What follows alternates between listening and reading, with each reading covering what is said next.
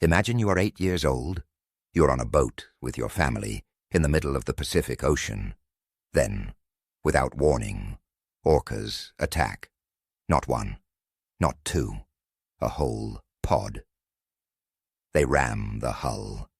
Again and again, the yacht is sinking. Your parents are screaming. Water is gushing inside.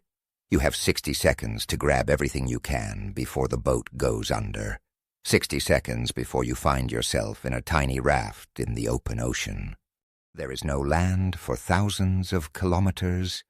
Rescue will not come.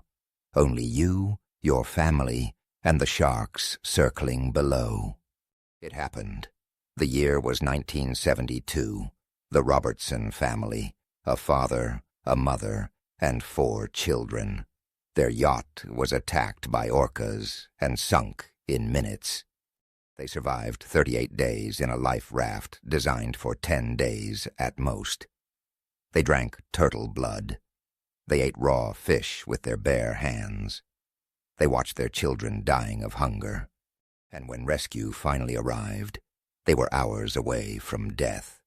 This is their story, and it will destroy you.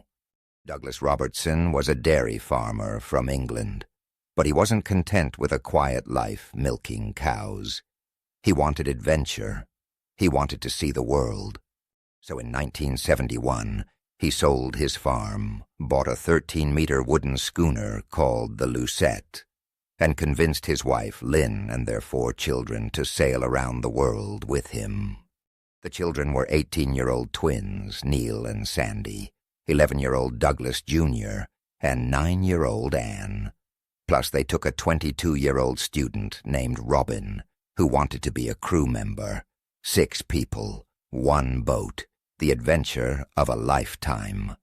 For over a year they sailed through the Caribbean, along the coast of Central America, through the Panama Canal. It was everything Douglas had dreamed of. The children learned how to fish, how to steer the vessel, how to read the stars. They saw dolphins, whales, tropical islands. Life was perfect. But on June 15th, 1972, everything changed. They were 400 kilometers west of the Galapagos Islands, sailing toward the Marquesas. The weather was calm, the sea was smooth. Douglas was below, working on the boat's engine. Lynn was cooking lunch. The children were on deck, enjoying the sunlight. Then they heard it, the sound of an explosion. The whole boat shuddered. Another hit, harder. The Lucette tilted sharply to one side. Douglas ran up to the deck. His family was pointing at the water, their faces white with terror. Orcas, 3 of them, huge, 8 meters long, maybe more. They were circling the boat, and then one of them rammed the hull. At full speed, the sound was like a cannon shot. The wood splintered. The boat shook so violently that Anne fell and hit her head. Douglas couldn't believe what he was seeing. Orcas don't attack boats. They just don't. But these whales were ramming them intentionally. Again and again. The largest one backed off and attacked like a battering ram. The hull cracked. Water began to gush inside. Lynn screamed, "We're sinking." Douglas ran down. The damage was catastrophic. A hole the size of a basketball was flooding the cabin with seawater. He tried to plug it, but the water was coming in too fast. The boat was going down. They had minutes, maybe less. He shouted to his family, "Everyone, get the life raft, immediately." Panic broke out. The children were crying. Lynn grabbed every supply she could reach. Douglas inflated the emergency life raft, a small rubber boat designed for 6 people, for maybe a week. It was not meant for long-term survival. But rescue would not come. They were 400 kilometers from land, in one of the most remote parts of the Pacific Ocean. No one knew they were in trouble. Their radio was below, already underwater. They had 60 seconds. Douglas shouted commands. Grab water, food, anything that floats. The children scrambled. They pulled out a bag of oranges, a few cans of food, several containers of water, completely insufficient. The Lucette was sinking fast, tilting at a 45-degree angle, the stern going under. Get in the raft, now. Douglas pushed his children into the inflatable boat. Lynn jumped. Robin jumped. Douglas was the last to leave, watching as his boat, his dream, his investment, everything he had, slipped beneath the waves. In less than 10 minutes, the Lucette was gone. They sat in the tiny raft, surrounded by the vast Pacific Ocean, staring at the spot where their boat had just been. The orcas circled once, then disappeared into the depths, as if nothing had happened. Anne was crying. Daddy, I'm scared. Douglas looked at his family, his wife, his 4 children. They were all looking at him for answers, for hope, and he had no idea if they would survive. They counted what they had. It was devastating. The life raft itself was a cheap inflatable boat, barely 3 meters across. 6 people were squeezed inside. They could barely move. They had no place to lie down, no place to stretch out. They would sit upright, knees pulled to their chests, for days, for weeks, however long it took. Their supplies were pitiful. 10 days of water if carefully rationed, maybe a week of food, a few canned vegetables, a bag of 18 oranges, fishing line and hooks, a knife, a first aid kit. That was it. No flares, no emergency beacon, no way to signal for help. No one even knew they were there. Douglas did the math. They were 400 kilometers from land. The nearest shipping lanes were even further away. If they drifted with the current, maybe they would reach Central America in a month. But probably not. Probably they would just drift in circles until they died of thirst or hunger. The chances of rescue were almost 0. He looked at his children. Anne was 9 years old. She was terrified, clinging to her mother. Douglas Jr. was 11, trying to be brave, but clearly shaken. The twins were 18. Robin, the student, looked like he was about to vomit. Douglas forced a smile. We're going to be okay. We'll ration the supplies. We'll catch fish. We'll collect rainwater. And we'll make it. Lynn looked at him. She knew he was lying, but she nodded. Yes, we'll make it. The first day was a shock. No one could process what had happened. One moment they were sailing peacefully. The next moment they were floating in a rubber raft in the middle of the ocean. It felt surreal, like a nightmare they couldn't wake up from. On the second day, reality came. The sun was merciless. The tropical Pacific sun beat down on them without pity. There was no shade. The raft had a small canopy, but it barely helped. The heat was stifling. Their skin blistered. Their lips cracked and bled. Dehydration hit fast. They rationed the water carefully. 2 sips per person per day. That was all they could afford. But it wasn't enough. Their mouths were dry. Their tongues were swelling. Anne whimpered constantly. I'm thirsty, Mommy. I'm so thirsty. Lynn gave her daughter an extra sip from her own ration. Douglas saw it, but said nothing. On the third day, they caught their first fish. A small dorado. Douglas killed it with a knife and cut it open. The children stared at the raw flesh. They had never eaten raw fish before. The smell was overwhelming. Douglas led by example. He took a bite of the fish, chewed, and swallowed. It's not bad. Just eat. We need the protein. One by one, the children ate. Anne gagged, but forced herself to swallow. Neil vomited over the side of the raft. But they kept eating. And then Douglas did something that would save their lives. He opened the fish's body cavity and showed his children the liquid inside. This is water, fresh water. Fish store it in their tissues. If we drink this, it will help with hydration. It was disgusting. The fluid was slimy, fishy, and repellent. But it was liquid, and liquid meant survival. They drank it, gagging, retching, but they drank. On the 5th day, Douglas spotted a sea turtle. A big one, maybe 50 kilograms. It was swimming near the raft. Douglas grabbed it before anyone could stop him and hauled it on board. The turtle fought fiercely. Its flippers were strong enough to break bones. But Douglas held on. He killed it. Not quickly, not cleanly. He had to hack at it with the knife until it stopped moving. Blood poured everywhere. The children watched in horror.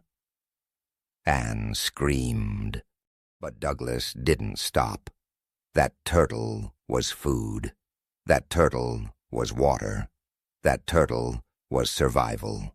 He cut it open. The meat was tough and rubbery. But it was protein. They ate it raw. And then Douglas did something that would haunt him for the rest of his life. He held up the turtle's blood. "We need to drink this." Lynn stared at him. "Douglas, no. We have no choice. We are dehydrated. This is blood. We drink this or we die." The children were terrified. Drinking blood? Like vampires? It was too much. But Douglas drank first. He tilted his head back and poured the warm, salty blood into his mouth. He gagged, but he forced it down. Then he passed the container to Lynn. One by one, they drank. Anne cried as she swallowed. Neil vomited immediately after, but they drank, because the alternative was death. And it worked. The turtle blood gave them hydration. For a few days they felt almost human again. But the raft was falling apart. On the 10th day, they noticed the first leak. A small hole in the rubber, worn down by friction. Water began to seep in. Douglas patched it. But more leaks appeared. The raft was disintegrating in the sun and salt water. By the 15th day, they were constantly bailing. One person always had to bail water with a cup, hour after hour, day and night. If they stopped, the raft would sink. The children were exhausted. Anne could barely stay awake. Douglas Jr. was delirious from dehydration. The twins took turns bailing, but they too were weakening.